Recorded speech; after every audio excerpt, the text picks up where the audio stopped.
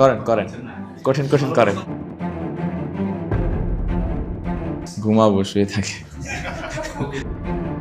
ট্রফিটা জানি না তো, মনে হয় দিছে, মনে চাই না। I don't know.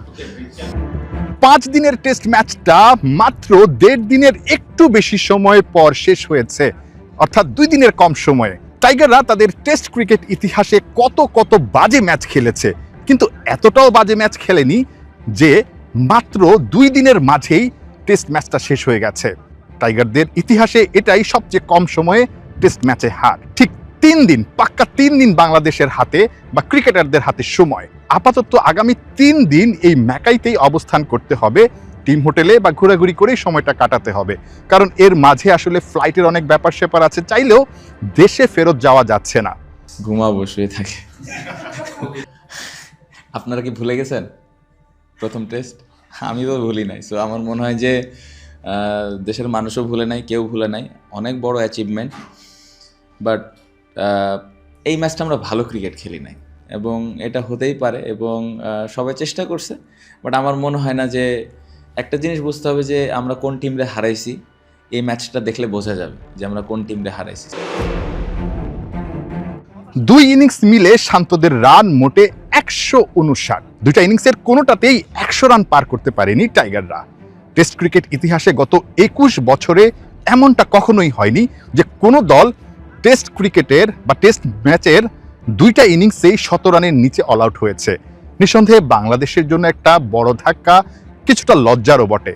তবে এই যে ইতিহাস সৃষ্টি করা একটা সিরিজ, যেখানে এসে, যে মাটিতে এসে বিশ্বের অন্যান্য দলও আসলে বড় ধাক্কা খায়, 3 দিনের টেস্ট ম্যাচ হেরে বসে, 4 দিনের টেস্ট ম্যাচ হেরে বসে, সেখানটায় বাংলাদেশ ইতিহাস তৈরি করেছে 23 বছর পর খেলতে এসেও।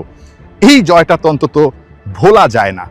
উন্নতির জায়গা আছে, শান্ত সেটা মেনে নিয়েছেন, কিন্তু এই জায়গা থেকে বাংলাদেশ এই আত্মবিশ্বাসটা নিয়ে অনেক দূর যাবে, সেটাই বিশ্বাস করছেন। মানে আমি নিজে ডাগ আউটে যখন বসে খেলা দেখছিলাম বা ওই ফিল্ডিং করছিলাম স্লিপে দাঁড়ায় দাঁড়ায়, তখন ভাবতেছিলাম যে আসলেই অনেক বড় টিমরে হারাইছি আমরা। কারণ প্রথম ম্যাচ জেতার পরে পার্সোনালি আমার খুব মানে ওই রকম এক্সাইটমেন্ট কাজ করেনি, টু বি ভেরি অনেস্ট, যে না ঠিক আছে টেস্ট ম্যাচ জিতে গেছি। বাট আমার লাস্ট 2 দিনে একটু রিয়েলাইজেশন আসছে যে না, আমরা আসলে অনেক ভালো ম্যাচ জিতছি। সো অবশ্যই এটা প্রাউডের ব্যাপার, এবং এ ধরনের এভিডেন্স আমাদের টেস্ট ক্রিকেটের জন্য অনেক হেল্প করবে। আমাদের নিউজিল্যান্ডে এরকম একটা এভিডেন্স ছিল, অস্ট্রেলিয়াতে হলো, আই হোপ হয়তো ভবিষ্যতে সাউথ আফ্রিকায় হবে। এরকম যদি আমরা করতে পারি আমাদের টেস্ট ক্রিকেটের জন্য ভালো। সো এই পজিটিভ জিনিসগুলো নিয়ে যাওয়া উচিত।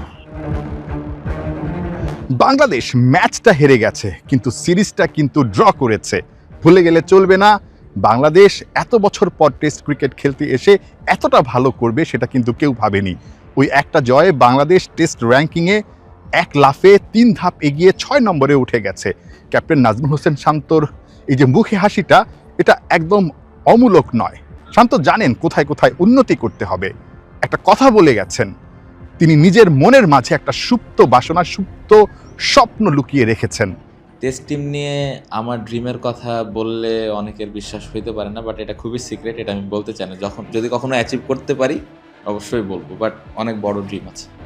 টেস্ট ক্রিকেটে দলকে অনেক বড় একটা জায়গায় দেখতে চান, সেটা আজকে বলতে চাননি, কোনো একদিন বলবেন, যেদিন বাংলাদেশ ঠিক ওই উচ্চতাতে পৌঁছাতে পারে। যেভাবে ক্যাপ্টেন শান্ত বাংলাদেশকে লিড দিচ্ছেন, নিঃসন্দেহে এই হারটা বাংলাদেশের জন্য হতাশার না, শিক্ষা হয়ে থাকবে। টেস্ট চ্যাম্পিয়নশিপ, টেস্ট র্যাঙ্কিং, সব জায়গায় একটা সময় বাংলাদেশ অনেক বড় উচ্চতায় পৌঁছে যাবে। শান্ত সেই ইঙ্গিতটাই দিয়ে গেছেন ম্যাকাইতে শেষ দিনে অস্ট্রেলিয়া সফরের। নাহিয়ান বিন জসিম, 71, ম্যাকাই, অস্ট্রেলিয়া।